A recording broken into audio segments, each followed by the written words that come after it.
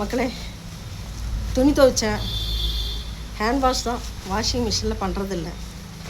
என்ன தான் washing machine இருந்தாலும் நம்ம சில துணிங்கள்லாம் கையில் துவைக்க வேண்டியது வருது.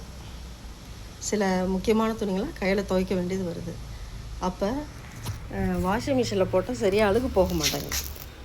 அதனால் கையில் துவைக்க வேண்டியது வருது. அதுக்கு பேசாமல் ஒட்டுக்க எல்லா துணியுமே கையில் துவைச்சிடலாம் இல்லைங்களா? ஒட்டுக்க எல்லா துணியுமே கையில் துவைச்சிடலாம். கையில் துவைச்சி போடுறது ஒரு வகையில் உடம்புக்கும் எக்ஸசைஸு, கைக்கும் பலம் இல்லையா? அதனால் பூரா துணி நாங்கள் கையிலே துவைச்சிருவோம். எங்கள் பொண்ணு துவைக்கிற அன்றைக்கி நான் சமைப்பேன், நான் சமைக்கிற அன்றைக்கி எங்கள் பொண்ணு துவைக்கும். துணி துவைக்கிறது உடம்புக்கும் நல்லது.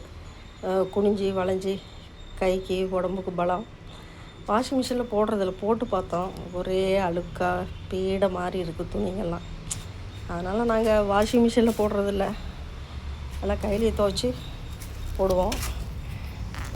நிறைய இப்போலாம் வேலைக்கு போனாலுமே, நான் வேலைக்கு போகிறப்பையும் பிஸியாக இருக்கிறப்பையும் கையிலேயே தான் துவைச்சி போடுவோம்.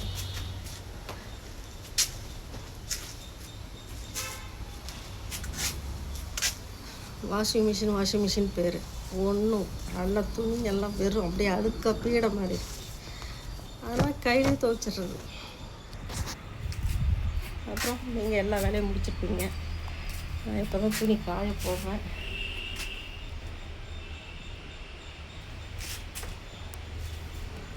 ஓகே, வாழ்க்கை அப்படி ஹெல்த்தியாக ஜாலியாக வாழ்க்கையை ஓட்டணும் இல்லையா? ஓகே மக்களே, தேங்க்யூ. வாஷிங் மிஷின் யூஸ் பண்ணுறதுக்கு ஒரு கருத்து. தேங்க்யூ, பாய்.